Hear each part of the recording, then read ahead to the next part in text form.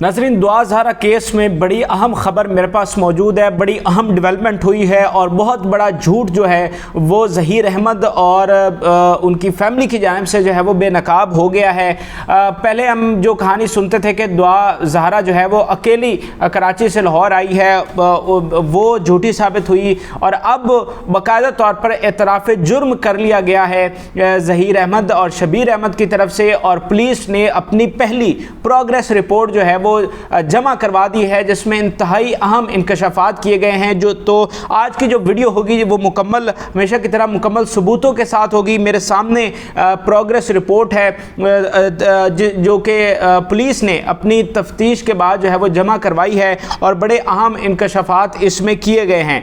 आपको पता है कि शुरू दिन से ही ये मामला चला आ रहा था कि जो मेहदी काज़मी साहब थे वो ये कहते थे कि दुआ ज़हरा अकेली नहीं गई, बल्कि उसे ले जाया गया है और उसको अगवा किया गया है, जबकि ज़हीर अहमद और उनकी फैमिली की जानिब से ये मौक़िफ़ रहा है कि दुआ ज़हरा अपनी मर्ज़ी से आई है। और हाल ही में ज़हीर की जो वालदा हैं उनकी जानिब से ये बयान सामने आया था कि जब दुआ आई तो हमने उसको डांटा और हम तो चाहते थे कि उसको वापस भेज दें, लेकिन उसने 1 माह तक हमें नंबर ही नहीं दिया। और इस पर भी हमने बहुत सवाल उठाया कि ये कितनी तज़ाद भरी बात है कि 1 माह तक उसने आपको नंबर ही नहीं दिया। बहरहाल अब चूँकि ज़हीर और शबीर जो है वो पुलिस की ज़मानत में हैं, उनके पास हैं, तो उनसे इंटेरोगेशन की गई है और इस इंटेरोगेशन में क्या चीज़ें पुलिस को पता चली हैं वो सारी चीज़ें जो हैं वो पुलिस ने इस प्रोग्रेस रिपोर्ट में लिखी हैं। और इस प्रोग्रेस रिपोर्ट में पुलिस ने ये बताया है कि एक भाई कुछ और कह रहा है और दूसरा भाई जो है वो कुछ और कह रहा है।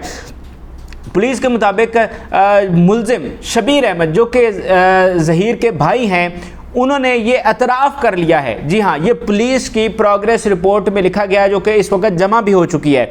पुलिस ने ये कहा है कि मुल्ज़िम शबीर अहमद ने ये एतराफ़ कर लिया है कि 16/4/2022 यानी 16 अप्रैल को जब दुआ ज़हरा कराची से लाहौर आई थी तो वो अकेली नहीं थी, बल्कि उनको लाने के लिए शबीर और ज़हीर दोनों वहाँ पर गए थे और दुआ ज़हरा को अपने साथ लेकर जो है वो लाहौर आए थे।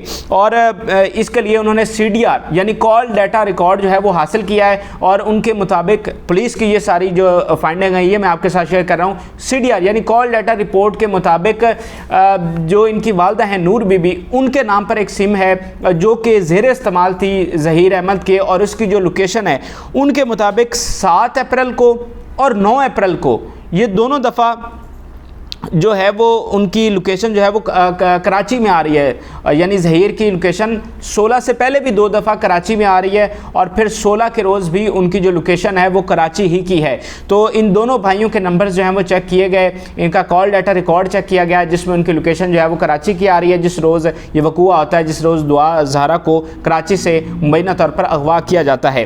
तो पुलिस के मुताबिक अब शबीर ने ये एतराफ़ जुर्म कर लिया है, जबकि ज़हीर अहमद की जानिब से पुलिस के मुताबिक अभी तक एतराफ़ जुर्म नहीं किया गया है। ज़हीर अहमद नहीं मान रहे कि वो जो है वो दुआ को लेकर आए हैं, लेकिन उनकी जो लोकेशन आ रही है फ़ोन की वो कराची ही की आ रही है और उनका भाई ये बात मान रहा है, लेकिन ज़हीर अभी तक ख़ुद जो है वो बात नहीं मान रहे। और इसके अलावा पुलिस ने अब बाकायदा तौर पर इसमें दफ़ात शामिल कर दी हैं। जी हाँ, जो पहला चलान पेश किया गया था वो C क्लास चलान था। यानी C क्लास चलान का क्या मतलब होता है, उसमें कोई ऑफेंस नहीं लगती, किसी किस्म की दफ़ात नहीं लगती और उसका मतलब ये होता है कि इन्होंने कोई जुर्म नहीं किया। लेकिन और इस चलान को चैलेंज भी किया गया था।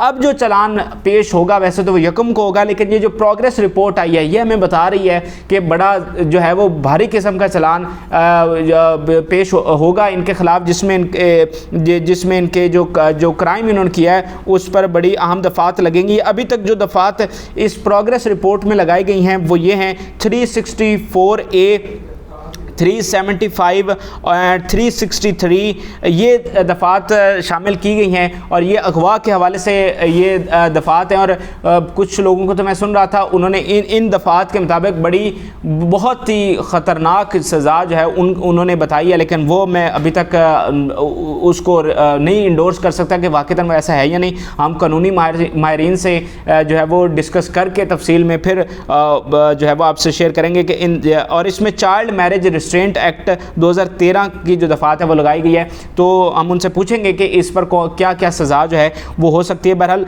ये ओवरऑल अगर देखें तो ये बड़ी संगीन दफ़ात हैं जो ज़हीर अहमद पर, शबीर अहमद पर लगाई गई हैं, और इसमें 33-34 मुल्ज़मान जो हैं वो नाज़रीन इसमें नामज़द किए गए हैं। ये प्रोग्रेस रिपोर्ट है, इसमें 33-34 मुल्ज़मान जो हैं वो नामज़द हैं, सिर्फ 2-3 नहीं है। इनका जो छोटा भाई कदीर है वो भी है। और बड़ी इंटरेस्टिंग बात, इस रिपोर्ट में पुलिस ने जो ज़हीर अहमद की वालदा है नूर बीबी, उसको भी मुल्ज़िम कहा है कि उसने भी मदद की है दुआ ज़ारा को वहाँ कराची से लाने के लिए। तो उन पर भी इस सज़ा का, इन दफ़ात का जो है वो इतलाक़ होता है। यानी पुलिस ने नूर बीबी जो कि ज़हीर और शबीर और कदीर की वालदा हैं उनको भी शामिल जुर्म किया है। तो ये बड़ी अहम बात है और बड़ी अहम ये चीज़ सामने आई है। और अब जो अफवाहें थी, जो प्रोपेगेंडा था, वो बिल्कुल ख़त्म हो जाता है इस रिपोर्ट के बाद, जिससे ये साबित हो जाता है कि दुआ अकेली नहीं आई बल्कि उसको बहला फुसला कर, ये वर्ड इस प्रोग्रेस रिपोर्ट में शामिल किए गए हैं कि बहला फुसला कर उसको लाया गया,